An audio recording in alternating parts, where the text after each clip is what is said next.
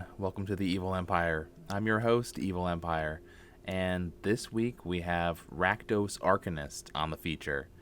The deck has significant upgrades in the form of Faithless Looting, and, of course, Inquisition of Kozilek, and, of course, generally just the art styles that came out with the Strixhaven Mystical Archive. Village Rites, Claim the Firstborn, also in this deck with some sweet new card styles that you can just go ahead and craft at uncommon.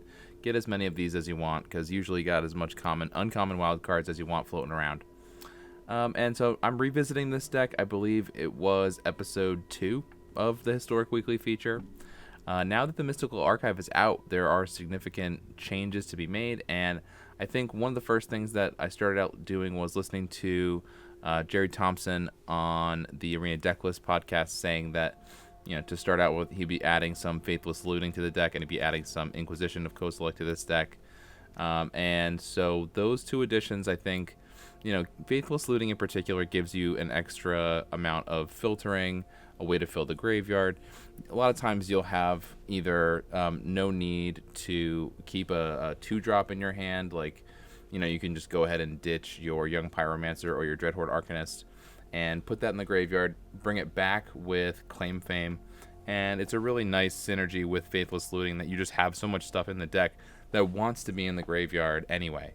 And so that was a huge addition, and then I think just generally being able to make a ton of moves on your turn, and to be able to recycle spells like Thoughtseize, like Inquisition, or maybe one of your kill spells like Fatal Push, using the Arcanist is super duper strong. And we've seen people even going so far as to try Arcanist in Izzet shells with Brainstorm. I've even seen it played alongside Arclight Phoenix in a lot of those decks. So it's not out of the question to see this card, Arcanist, maybe even like see play in multiple different archetypes beyond just the one that's named after it here with Rakdos Arcanist. This deck, of course, has been a deck for a long time in Historic, but now it's seeing a reinvigoration, and it's seeing a lot more play on the ladder with Faithless Looting being included. So what I've done here is put together a list that more or less is based on the tournament lists that I've seen, like, for example, with the Insight Esports IQ that they were holding back on, I think it was yesterday, the 16th. The tournament results there had featured a number of Rakdos Arcanist decks that went, either 4-2 and were just kind of on the edge of the top 8, or I think the last maybe 1 or 2 spots of the top 8 was Rakdos Arcanist in that tournament. So I just take a look at those results and kind of tune my list according to what I saw there. Most people kind of agreed that 3 Faithless Looting was the right number. I'm not sure that you want to go all the way to 4, because you can flash it back from the graveyard anyway. And you don't really need that much filtering, because you do normally see like half of your deck in a given game. Like, it's pretty common to get to like somewhere between 35 and 30 cards left in your library in a certain game. So you're already doing really well with that, and you're flashing it back with Dreadhorde Arcanist as well. So that's pretty much the deck. Just either be able to escape Kroxa. Newsflash, Kroxa's still a super busted card in Historic. The recursive element of the card is completely and totally broken. I see a lot of lists that play 3 Kroxa, but I really feel just like Uro that you don't necessarily want to skimp on Kroxa, because of the ability to hit your opponent for those last 3 points of damage with a Kroxa, or even to be able to like play Kroxa, let it go to the yard, and then bring it back with Claim Fame to hit for another discard, another 3 life. The other cool thing about Kroxa, which often was said about Uro, was that if you really don't have a need for an extra copy of Kroxa, you just escape it to the other Kroxa. Like, you can still use it as fodder because it goes to the graveyard. And it does also trigger Fatal Push to be able to get the Revolt element of Fatal Push. So from that point of view, I think it's good to have the full 4 of, but everyone will make their own decision whether they want to do 3 Kroxa or 4, but I'm leaning toward 4 in this deck. Definitely 3 Pyromancer, because it's one of your weaker creatures. And then, of course, the 4 Stitcher Supplier, the 4 Arcanist, which are really the core creatures of the deck. And Stitcher Supplier in particular is a fantastic enabler for Kroxa. So that is Rakdos Arcanist as it's been upgraded with the Mystical Archive now that Strixhaven is arrived. Meme Haven, as the crafties call it, has been a pretty impressive set. I think people were really down on the mechanics of the set at first, but Learn has turned out to be a great limited mechanic. It remains to be seen how much it'll see play in Historic. Certainly in Standard it will see a little bit of play, but I'm not sure that it'll make it all the way to Historic. We'll have to see with Learn, but there are definitely a few cards in there, especially in the Mystical Archive, like Brainstorm, and those have really, along with Faithless Looting, given rise to some new archetypes that are really shaking up the format this week. So we'll see how that all lands. One tournament, for example, that Covert Go Blue was casting this weekend is the Hooglandia Open, run by Jeff Hoogland, and I think that tournament has a lot to say about how widely kind of crazy the meta is right now. A lot of different archetypes that are seeing play, and some combo, some different things. So pretty cool, pretty crazy. And we'll have to kind of dive deeper into the results of that tournament and see how people fared. But the old question arises: will it just sort of remain the old decks for like elves and goblins and auras and all those sort of familiar ones? Will those remain the top, along with like Jund and things, for example? Although remains to be seen. Will those decks be able to compete with sort of the new cards from the Strixhaven Mystical Archive? So that'll do it for the intro, and now it's time to play Historic Ranked with Rakdos Arcanist.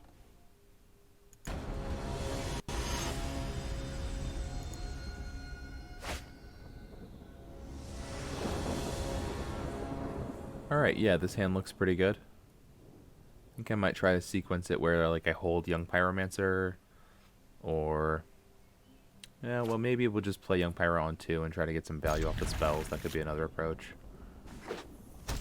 Alright, opponent is on Stomping Grounds, so probably the Gruul deck. Gruul aggro here. They've been cutting Coco for the most part and just running Embercleave and the Questing Beast monster thing with all the text with like the book, the 7-mile long book that's on it.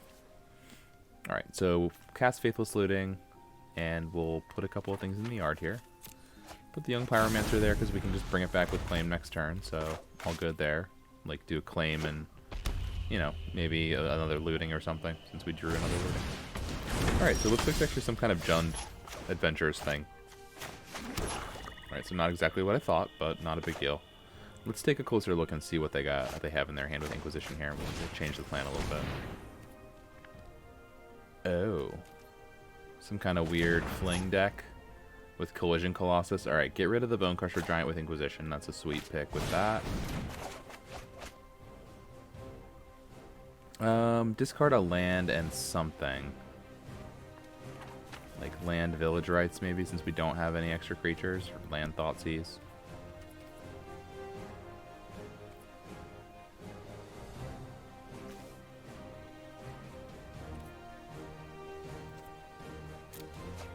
Alright, seems fine.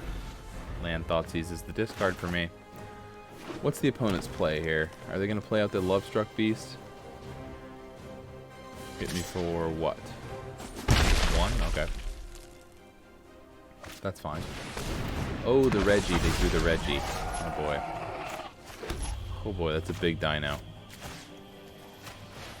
Yeah, things are looking bleak at this moment. This big dino is going to be impossible to kill. So I guess I'm just going to use this, make a blocker. They are going to give Reggie Trample, which is going to hurt a lot. Like I'm gonna about to take like maybe 10 or more damage off the Reggie, maybe 11 damage from Reggie. How many does this give? +4. Okay, so yeah, it's gonna be 11 damage to my dome here. Yeah, I have no blocks. I have no reason to block here. You're just gonna give it trample, so not really worth it to save the 1 life. Oh, they're holding it. Wow, that's a very sneaky opponent. You're a sneaky opponent. You know that? And they play out Lovestruck Beast, which can't attack. Okay, so Village Rites on this. Sack, draw 2. Village Rites is another draw. That's pretty good. I'm gonna keep digging, maybe. Tempting to play the other Young Pyro and just make a ton of blockers, but again, they're gonna have trample, so blocker's not as good. Oh, we can take their Collision Colossus. Or do we take a fling, maybe? Oh yeah, we can't take Collision Colossus because it has it has CMC of like what, 4. So yeah, Inquisition showing that it's not so great here. This is why I eventually cut Inquisition down to a 1 of. Thoughtseize is just strictly better. All right, double block. See if we can't stay alive here. All right. Ouch. Please don't hit me like that. Rotting dinosaur. Alright. So, what's the play? We need something to leave the battlefield. So we can trigger our fatal push, but we're not going to have that happen, so let's just draw and make a couple of tokens. We're going to drop off a land, the castle, and the other land. We have 5 mana, so I don't think we really need land cards at this point. No attacks, because Lovestruck Beast can still block, so there's no downside to Reggie because they're empty-handed. And what did the opponent draw here? Hopefully not another Collision Colossus, because I'd be very dead. And I'm still alive, so it's not that. It's a Rimrock Knight. Okay. So, we've got some creatures in the yard here. Or don't... No, we don't. Never mind. Okay. Yeah. Bad. Play out the Phyrexian Tower. Flashback Faithless Looting. Make a couple of tokens. Okay, Supplier we can drop off because we have a claim.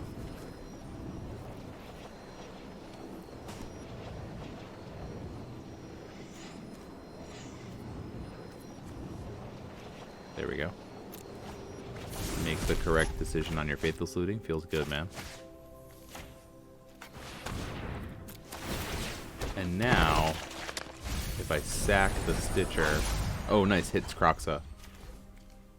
I should have enough mana to be able to Fame one of my... So, Fame, target one of the elemental tokens from Young Pyro. Boy, Young PZ triggering like a bazillion times now. Yeah, I'll send in... Oh, yeah, of course, take care of the Reggie, because Reggie is a pain.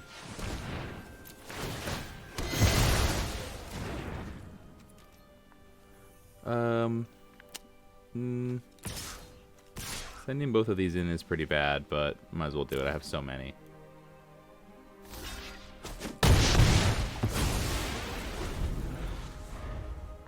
And here we go. What does the opponent have to draw?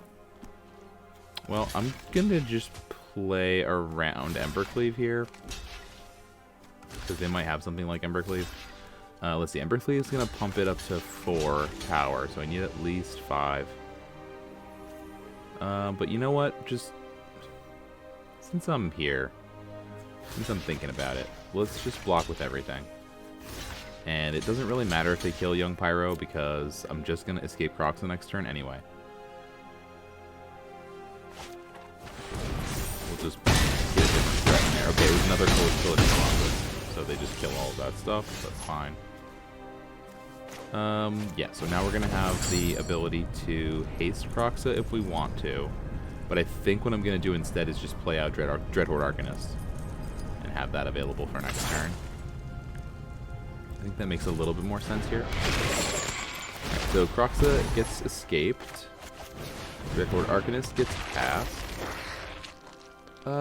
Yeah, might as well lose one of them. It doesn't really matter, does it? Trade a 1/1 for a couple of points of damage on the opponent. And that's gonna do it. Alright, opponent gives up.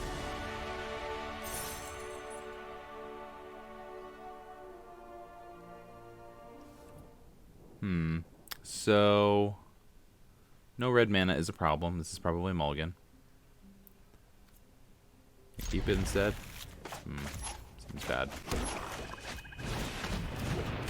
Well, Village Rites, right? I guess Village Rites makes this kind of keepable. kind of keepable. Lumomancer. Okay, so drew a land, but it's not a red land. I'm gonna try to draw a red land here. Attack first.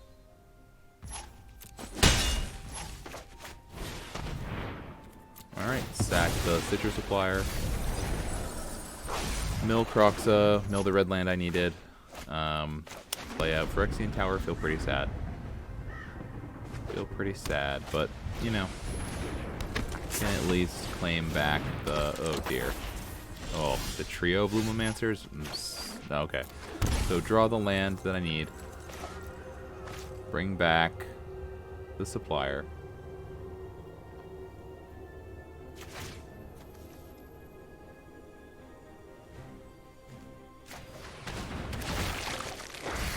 Play out the Arcanist and pass. And just hit a couple of their creatures next turn, maybe. Or I can try to get rid of one of the Lumomancers now, but tricky.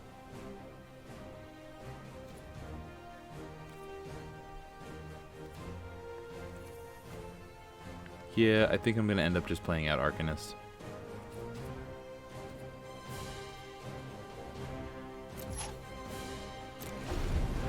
Okay, well, never mind. I'll hang on and say go. And just use the Fatal Push and maybe a Village Rites. Okay, so Defiant Strike targets a Lumomancer. They all get pumped. Yeah, this is a problem. Here's a card from the main set that might impact Historic. It might be showing up. This Lumomancer might be showing up in a new version of Burn in Historic that's going to be featuring some Lightning Helix and a full playset of these Lumomancer, because they're really good. Okay, interesting. Gonna kill this.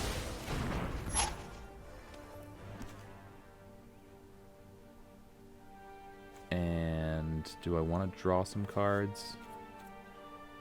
I mean, it would be nice, but I think I'm just gonna wait.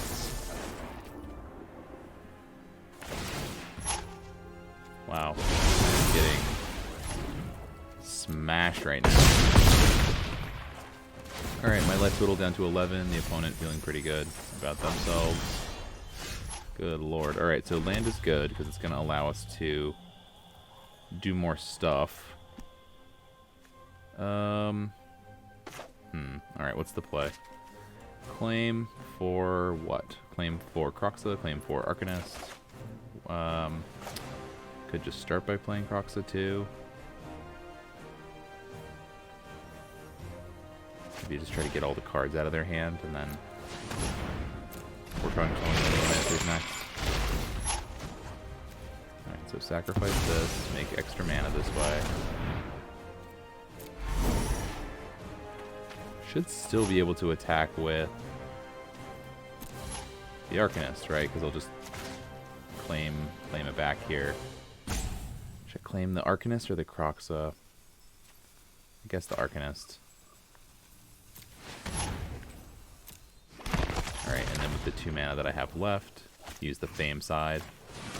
Attack, flashback the Fatal Push.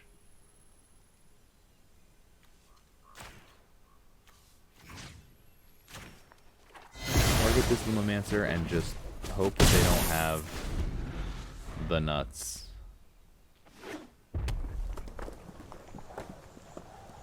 Alright, how's it gonna start? Moving into the end game here. What does the opponent have? Oh boy, they had like... Alright. Well, that's 5 points. This is more points. Alright. Looks like they had exact end of game. Yeah. Boros Burn is very real. Yeah, this is pretty reasonable. Just hang on to the young Peasy. Maybe hang on to it, or actually wait. If we're playing against a red deck, then we're probably gonna want to play out the Arcanist here. Is it? Okay, not red, but is it? Still probably Arcanist because of 3 toughness. Doesn't bad at Bone Crusher.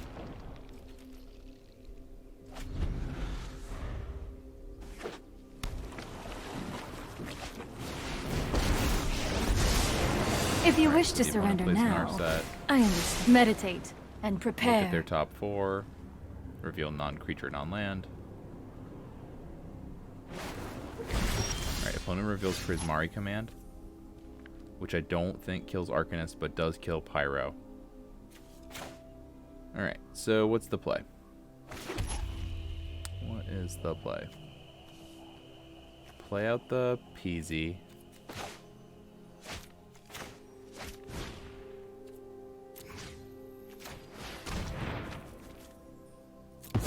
First this, then claim it back. I still have much to learn.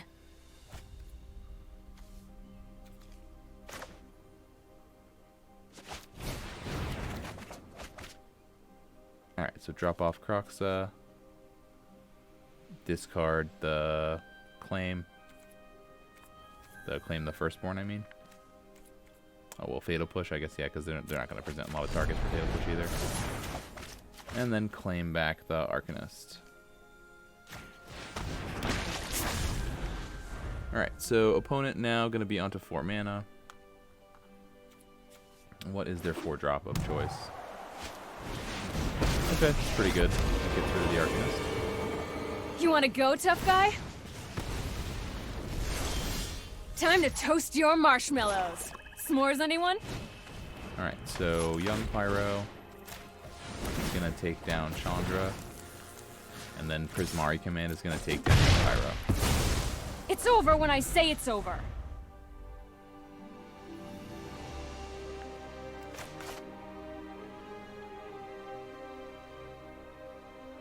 Alright, so what's the opponent's play here? 4 mana. Magma Strike. Okay. We don't get to play with the Pyro anymore. Young Pyro goes to exile. Opponent passes with Prismari command up. Okay. Seems like people have been using Prismari command as a sort of a slightly more versatile version of Is It Charm for 1 extra mana.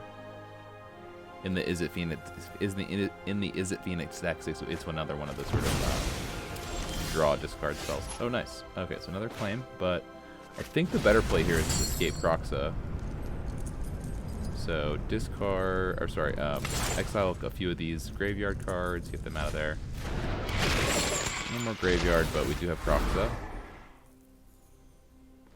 Opponent discards another Prismari command. Geez, that's 3 of them. What next? What does the opponent have next, I wonder?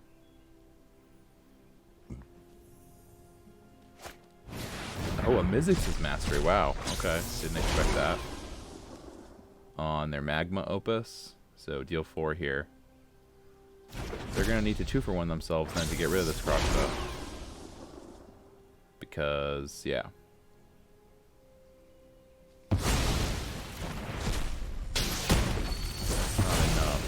So do you have the land? Have the land, and now they need the Magma Strike. Okay. So opponent 2-for-1s themselves. Doesn't feel great for me, but still in a fine position. They're gonna get 1 turn of this attack.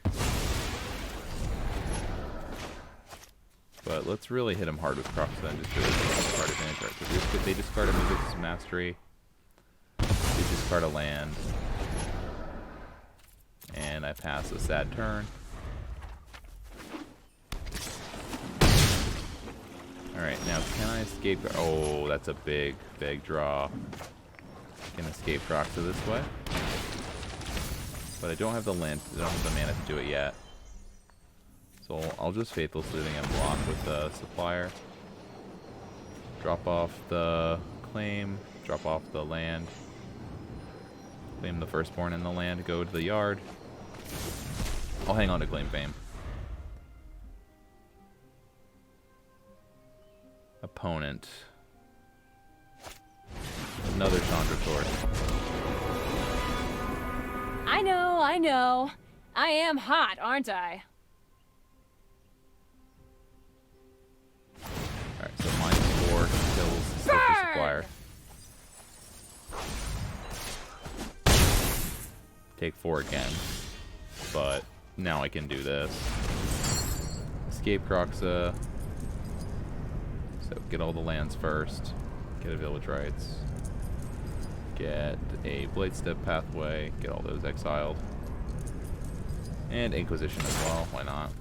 I have Thoughtseize in hand, so whatever. Yeah. Makes them discard Torrential Gear Hulk. Okay, that's pretty good. The opponent brainstorms. To be some kind of weird, is it Gear Hulk deck? +1 is just a land. Today's my lucky day. Take 2.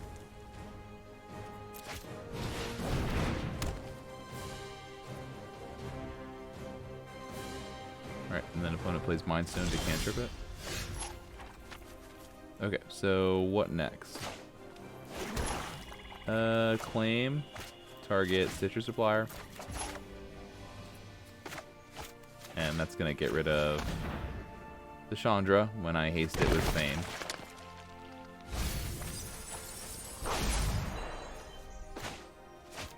So Fame targets Citrus Supplier. Attack all at Chandra Torch. Then make them lose 3 life. Okay, so safe to draw with the Mind Stone now. So they'll do that. I am out of here. They're waiting on it. There it goes. Alright, so extra card for the opponent off the Mind Stone.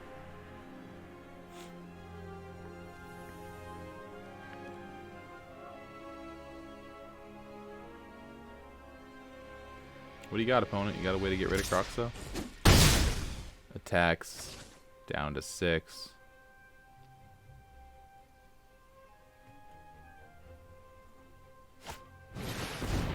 Ooh, Mastery. Target Prismari command.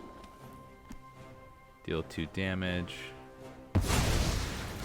Target me for the damage. Do a Faithless Looting. Discards a couple of lands. Okay. And by Luris. I can't actually attack here or I'll be dead, so don't attack.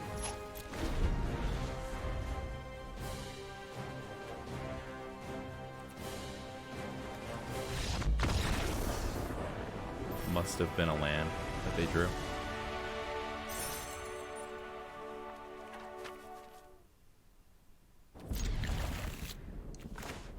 Alright, this hand seems fine. Just gonna hopefully maybe play the Arcanist. Doesn't matter if it gets taken down. Is it? Okay, I'm playing against Is it. Probably Is it Phoenix. And the majority of the Is it decks I've faced. The opponent plays Opt. Mystical Archive looks sweet. Then opponent's on 2 mana. And Spike Field Hazard, they keep rolling themselves, but it means that we don't get the Arcanist. Oh, okay, just draw another Arcanist. Yeah, easy game. Obviously, that's what you do. Opponent, you just draw another one. Drew that one up myself. Opponent plays Strategic Planning. Yeah, it's definitely Phoenix. Alright, that was 1 Phoenix. Firebluff Canal, Faithless Looting. So they're not going to bring back the Phoenix this turn, but they should definitely have the Phoenixes. Oh, there's another one. They should definitely have both Phoenixes back next turn. Alright, so what's the play? Probably Croxa and Village Rights. That little move. So full control, result of Croxa, trigger on the stack. Then with trigger on the stack, you play Village Rights. Sacrificing Croxa. It's one of my favorite moves in the deck. Love that little trick. Deck is full of little tricks. If you learn them, you'll do well. Decline to sacrifice the Arcanist. Someone's probably going to get rid of it for us. As part of their chain of spells to bring back the double Phoenix. Alright, so gonna go down to 14 here. The nice thing though is I can use Croxa to be able to enable Fatal Push. So I can get both of the Phoenixes next turn when I'm at 16, or when I'm at 14 rather, so it's gonna be nice to be at a high life total there. Alright, so mills a couple of cards, plays a Faceless Looting, and they have the land for the third spell. I bet you they do. Gonna drop off a land and another looting. There's a red mana and Shock the Face. That's 3 spells, that's 2 Phoenixes. Number 1 and the second one. Boom, boom, down to 12 with Shock. Alright, 5 mana. Croxa in, makes them move further left. Strategic planning. Fatal Push, target Arctic Phoenix. Attack with Dread, target Arcanist. Flashback. Fatal Push. Target Arcanist, target Phoenix, sorry. And so opponent has a bunch of Faithless Looting in graveyard. That means they can flash that back, but it does cost 3. Alright, opponent was not interested to play it out any further.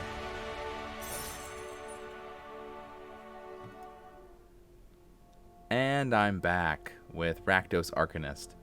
So as far as the changes that I think you might want to consider for the deck in the mana base, the question here is, do you want to run any of Agadeem's Awakening / Agadeem's Undercrypt?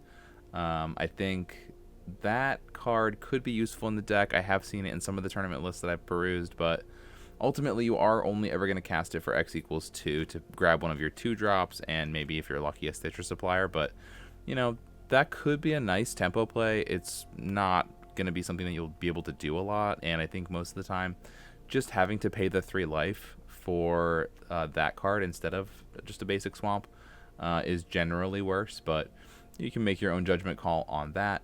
And then, you know, sometimes the deck is a little bit slow and dirtily, which is not very good for an aggro deck. You definitely don't want that.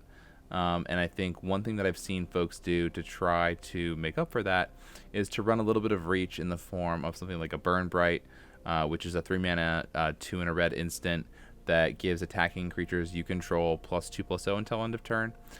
So that idea there is to kind of give the tokens from Young Pyromancer a little bit of extra reach. Not to mention the fact that, similar to Claim Fame, if you can pump up the Dreadhorde Arcanist to 3/3, it's able to flash back better spells like Bedevil. So that kind of thing can be a nice little side benefit to pumping your team. So those are some considerations as far as how you might want to change the deck. Otherwise, I think it's performing pretty well for me on ladder. I think the addition of Faithless Looting has been huge and has allowed the deck to have a ton of extra card filtering and ways to chuck stuff into the yard. You can basically just use the graveyard as kind of your secondary hand with Faithless Looting, and I think that's super awesome. Otherwise, I do recommend running the full complement of 4 Croxa just because it does exile to itself, and you really want to have as much of Croxa as you can when you're milling cards. It's a super great hit off of Stitcher Supplier. So other things that you might want to consider, I'm not sure what the exact right number in the removal suite is. Right now I'm going with 1 Spark Harvest, 2 Fatal Push, 1 Bloodchief's Thirst, but you might want to consider different configurations. But overall, a super fun deck to pilot and really a lot of fun decisions to make when you're playing it.